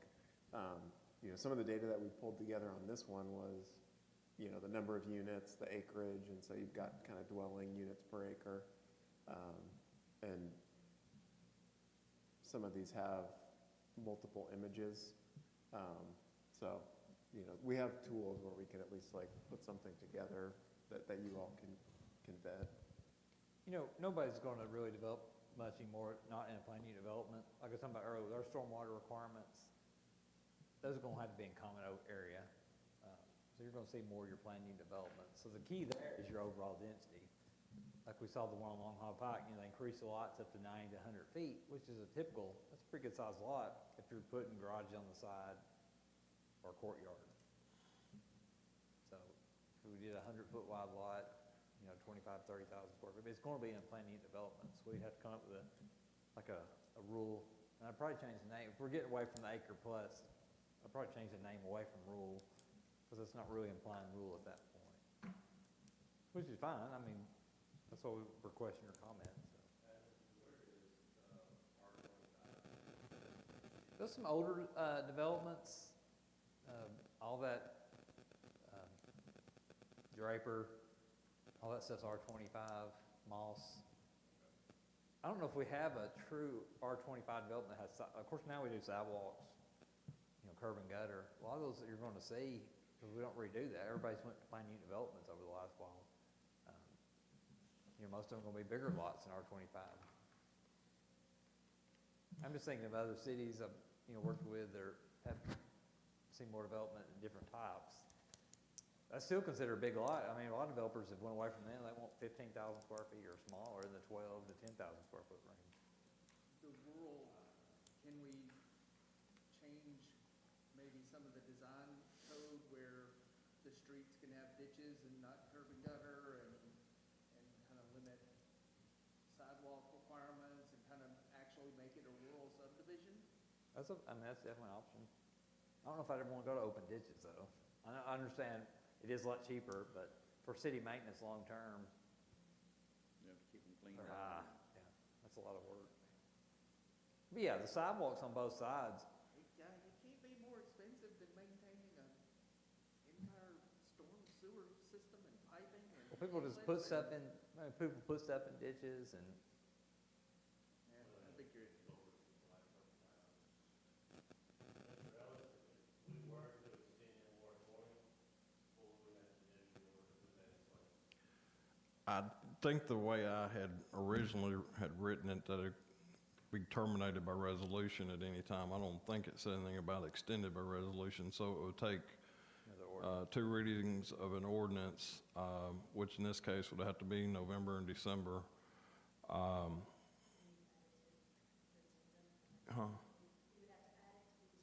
It would have to be on the November agenda, which I have to have,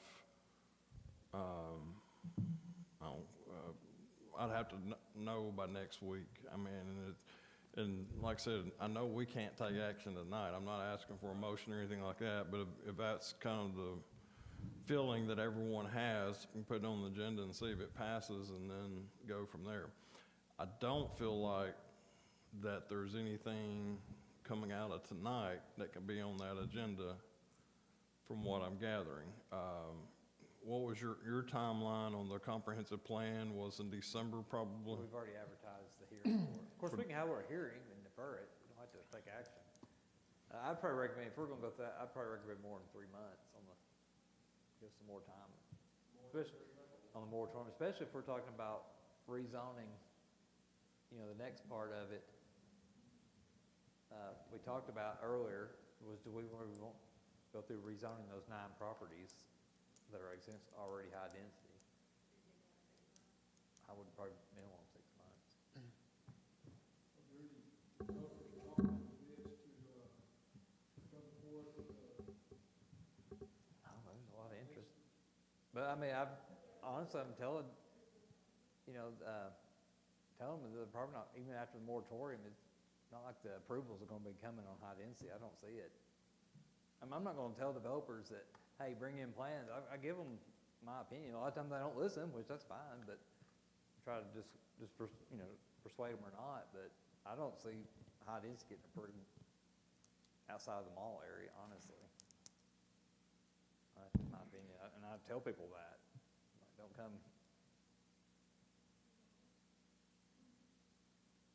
But yeah, there's a lot of people interested. The one on, you know, conference we talked to several times, but you know, that ordinance we're putting together requires 25% ground floor or 25% commercial. I think that will, I don't see that had the ability to function with that one. Just the way the properties are though, there's really not a good place to do commercial on those lots. Just the slope, the creeks, there's 2 streams on it. They get that property next to them, the Dollar General, put that together, then it's a different house. Possibly. It still has commercial. It still requires 25% Yeah. commercial. But Dollar General owns right next to, so I'm saying, you know, to keep it commercial, you've got a possibility if that ever sold was part of that, it's still a good commercial property, even with the bad part down there. Part of what we'll need to do is the planning commission hold our hearing, because it's already been advertised, and we don't like to stop those, and bring up a draft plan, take comments, but probably want to have another study session with you all before we bring it back for formal approval. I mean, I got comments I need to kind of go forward. It's going to change a lot before it's being shown here based on comments tonight, which is fine. That's why we wanted your take on it. So, I said all along, this was a plan of consequences. Because we talked about really wanting to preserve rural, don't want to approve developments out in the area. I mean, eventually when we start defining that's their policy, it does have consequences. Now, it might not be negative in some people's minds. I think a lot of people have been to these meetings outside. I don't think a lot of these consequences, they think it's a positive, so. My big question, I guess, I just need one more. You all feel like you want to rezone? I know we're not voting on anything. Those high density, because that changes a lot of things.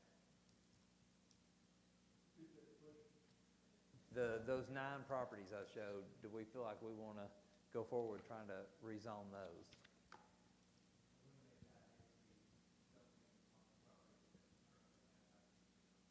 There's 9 of them, 75 acres. 220 of that has already master plans approved. In my opinion, where those are at, I don't think they're bad uses of the property. But if we're not going to feel comfortable that they come in with a development. Yeah, yeah. Alta Loma, Dickerson.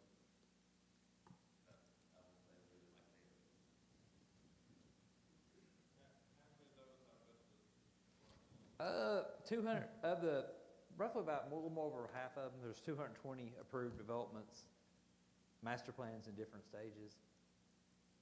So of 11 of them, 6 of them more? There's 9 of them.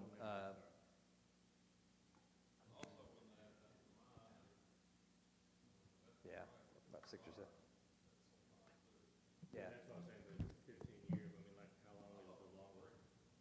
It depends if they start or not. There's, the vested rights has a different staging. If you get your preliminary plan approved, it's 3. Get your final plan approved, it's 5. You start building, it's 10. And if it's a phase development, it's 15. They missed that 3. But the 12 months that we're going to do moratorium, It kind of table it kind of.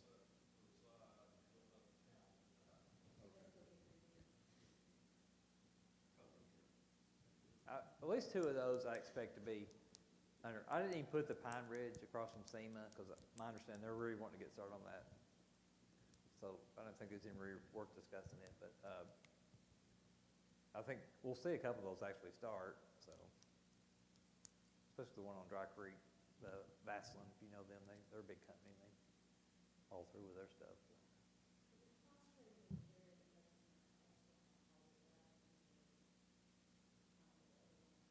And, one thing, of course, vested rights applies to building designs too. So they're kind of vested in what plans approved, but we also are upping our architectural standards on multifamily. I mean, that's really kind of the comments I need to address, and I mean, we'll have to make some changes, but.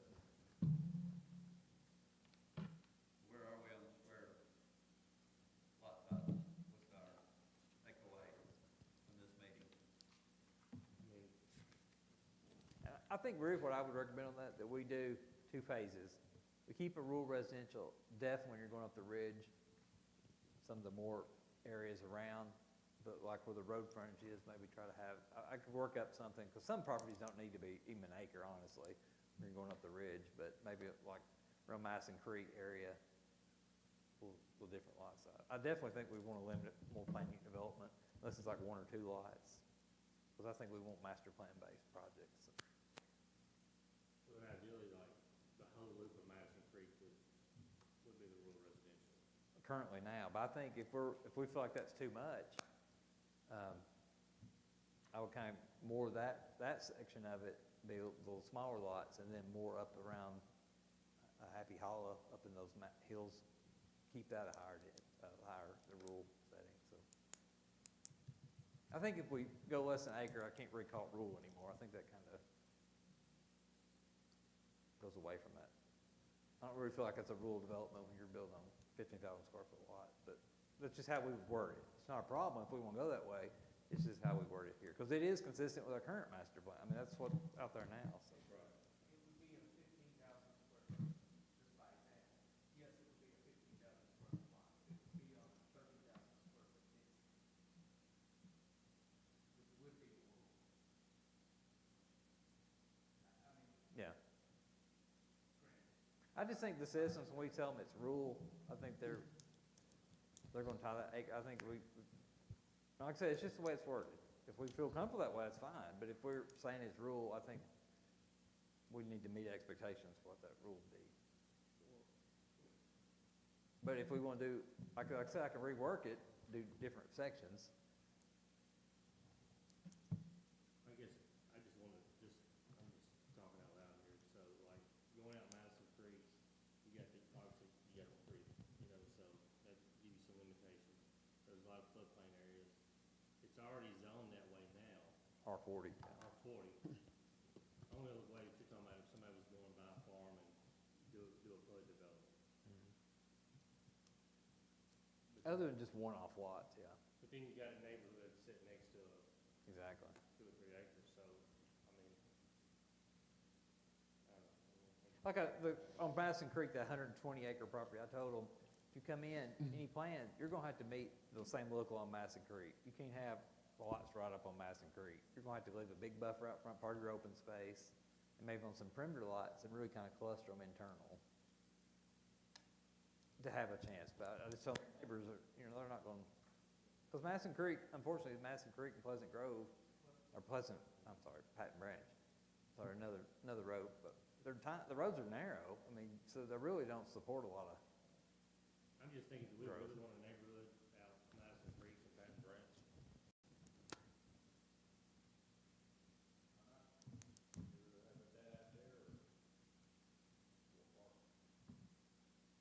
We're not gonna have apartments I on mean, Madison I Creek think either. we got, I understand where you're coming from. We want to keep the cities still down, okay? And I'm not anti-development. Running out of property. Yeah, right, but at the same time, you're gonna build it in the mixture of 2 or 3 acre lot homes, and then you got a neighborhood right next door to them. When we talk about the urban growth plan, just for example, there's Wind Ridge and then there's an open farm there. It's not like it's moving over on Madison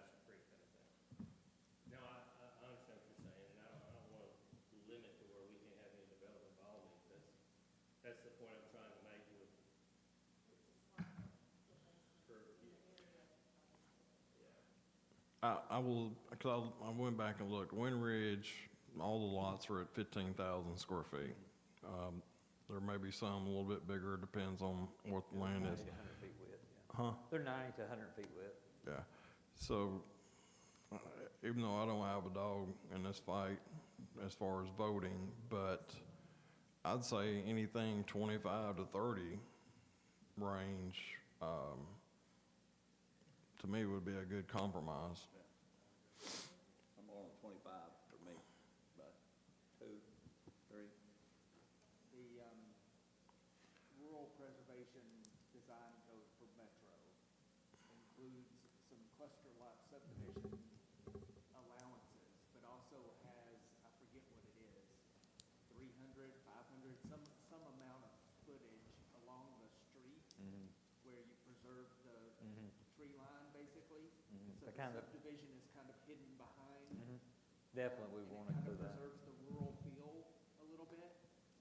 I don't know that that functions, that it actually works the way it's meant to, but I don't know, maybe that's an option to It's aesthetics, get us basically. some people, you know, have a place to move to, but still kind of preserve the rural feel as you're driving past these subdivisions.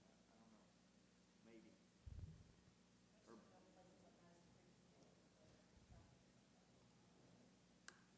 Especially past where it breaks into two. Well, that's worth talking about whenever a project comes to the press and we decide whether or not it, because honestly, Allen Road is kind of, And well, that's one thing we did. adding more on Allen Road, it's not ready for that. Oh, Allen Road, there is, the Allen Farms approved, it's up to them doing improvements out to Long Haul Pike, if we ever see the project. We'll just go through a couple more things. Let me ask you one more question. The 7 cars there, what would that be voted on, you think? What's that? The high density zone high density now? I feel, based on comments, I feel like we decided maybe just leave those alone. I get the feeling, I know you all have to vote anything, but I feel, I'm nodding my head and I. yeah. I seen who was kind of, to me, the majority were shaking their head. Reading the room. Adam, on those 7 stars, would you be able to send out just a quick, just at some point, just which projects those are? Yeah. And then whether they're vested or not? Yeah. I And can just send you kind of that. like an overview of how many units, or if it's townhomes, or Yeah. just a general Okay. high level, just to get maybe that may help with the visualization of it. I'll send you all that. I have a question on what you just, of those that are labeled, were they intended to be, multifamily apartments, or were they townhomes? Most of them right now are townhomes, but there's a couple of course, some of those little tracks don't have anything. It's just, But the ones that were required, were they for ownership? one of them was on I can't remember what he said, the one on Monticello, the little small one there, like 2.5 acres. The one that we talked about? I think it was rental, my understanding on that one. But yeah, I can get you that. We'll just show you a couple more things and get out of here.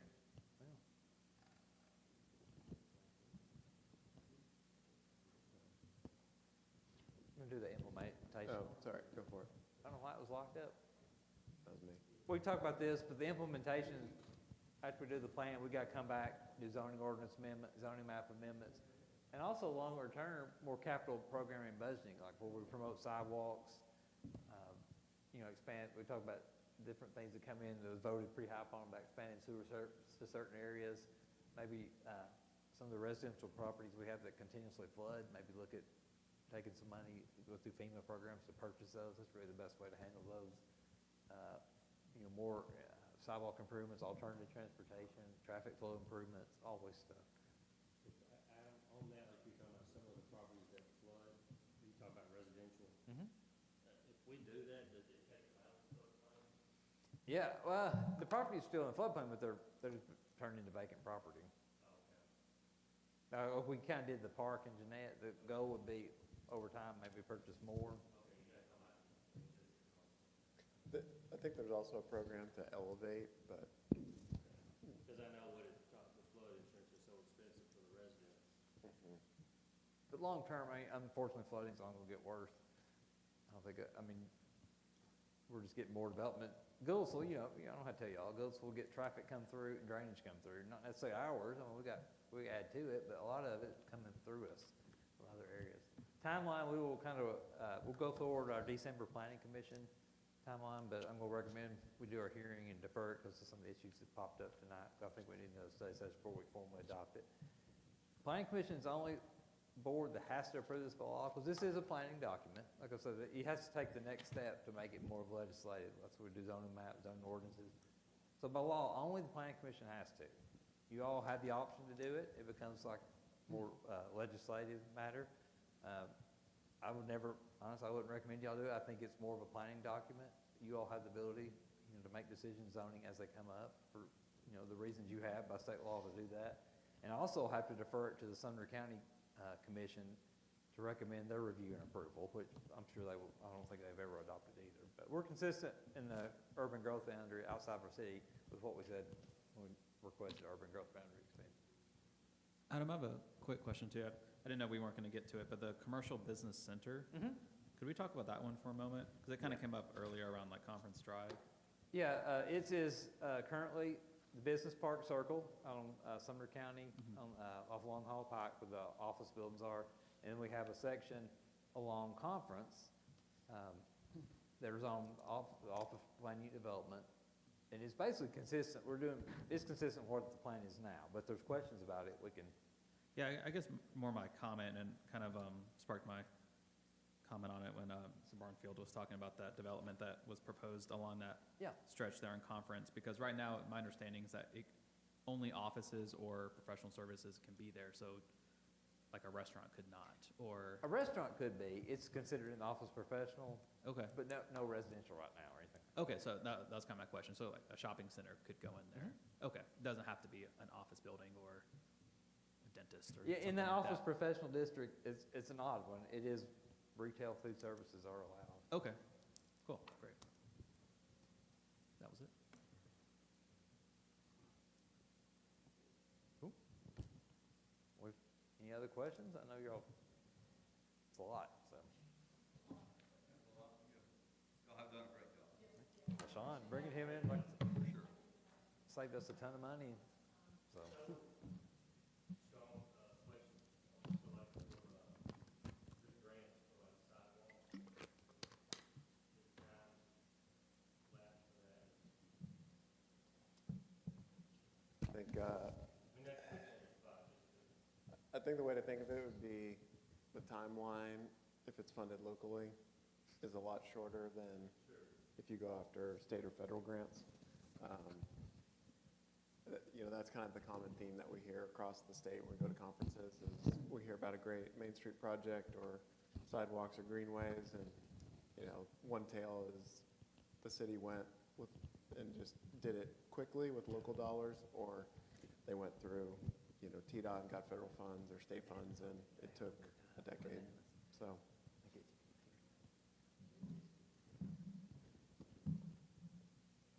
If there's anything else, we can stop the video filming. Did you want to have a public comment out there? I think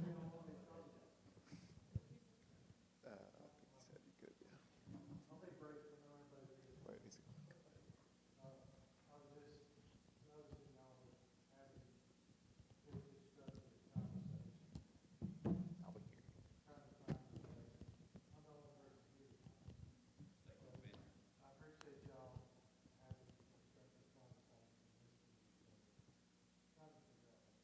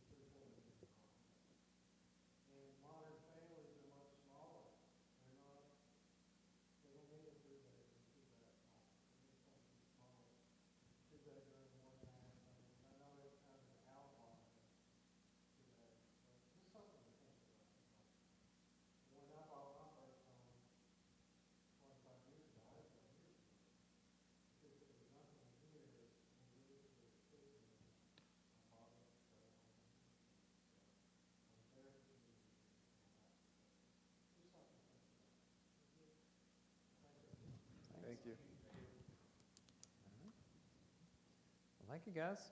I'll send you a follow-up email first of the week on that. I'll send to everybody, but.